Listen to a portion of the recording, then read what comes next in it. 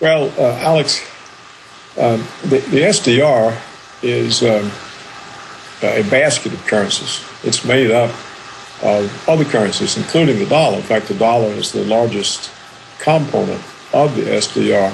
So I think when China and Russia brought that up, they were simply trying to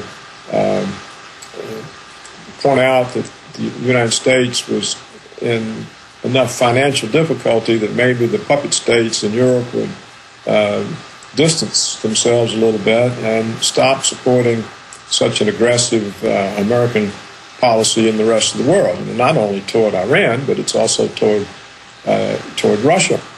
You know, we have Hillary Clinton in Georgia the other day rebuking Russia for occupying Georgia. Well, they don't occupy Georgia. So I think that that is not meant as a serious solution to the problem. And I think when the UN report raises it, it's really meant to call attention to the fact that there isn't a stable dollar and that the whole world relies on the dollar as reserve currency, and that the behavior of the United States government running up the massive budget deficits with wars they can't afford, with bank bailouts they can't afford, and running up massive trade deficits by offshoring the industry and the professional service jobs, that I think it's directed at calling attention to the fact that American leadership is not long for this world, that it's run out because the resource base for it has run out. Doctor, when we come back, let's talk about how you see this unfolding then, and how an attack on Iran factors in, and why the establishment seems to think in their own writings that a large global war, as the RAND Corporation said 2 years ago, would somehow prop up the Anglo-American Dutch / Israeli alliance, and what you see happening in the U.S. economy. We'll be right back, ladies and gentlemen. Stay with us. Listen to the Folks, we sit here and we analyze this coldly every day. But when I'm sitting back, at 11 o'clock at night reading a book, about to turn the light out and go to bed, it just really dawns on me. We really do have a bunch of Ponzi scheme crooks that wrecked the most wealthy, powerful, wonderful nation in history. And we've gone from the apple of the world's eye, the light of liberty, to the country that promotes all these illegal wars. We've just basically invaded Costa Rica with 44 ships. It's got their country in an uproar. We're a nation that promotes torture, secret arrest, and it's only getting worse. Dr. Roberts, as we went to break, I threw out the question, how do you see this unfolding, and how does an attack on Iran play into it from your historical research? Well, Alex, they want to attack Iran for several reasons, and I suppose the most important is this ideology of American hegemony. And this is the trouble with the one world stuff. It's if the Americans talk about one world, what they mean is an American world.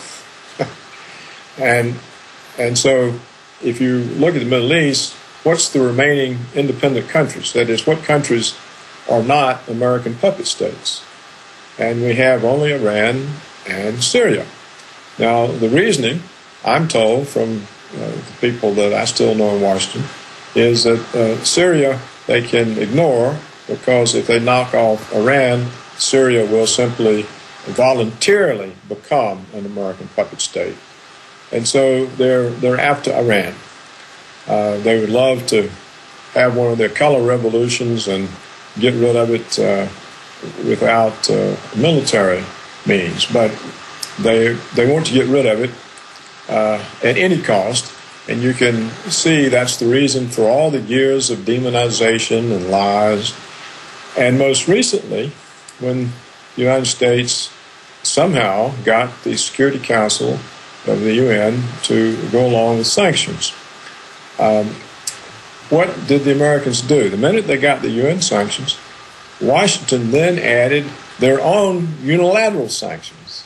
which Ron Paul has pointed out on the House floor, and he's read the international law and our national law. That's an act of war.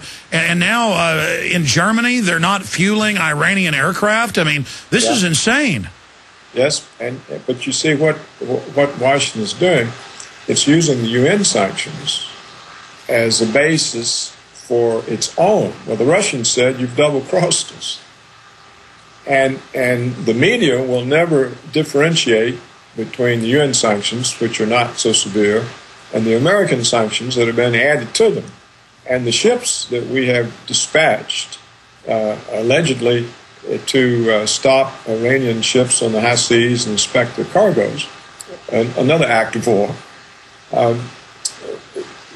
they're not going to simply be enforcing the UN sanctions. So we've double-crossed the Security Council again, and we're hoping that some sort of instant will come out of this so that we can have some justification. I don't know what happened to the... so we can have some kind of a justification for the attack on Iran. Now, if you go back to Bush's speech, it was January 29, 2002, when he says there's this axis of evil. There's Iran, Iraq, and North Korea.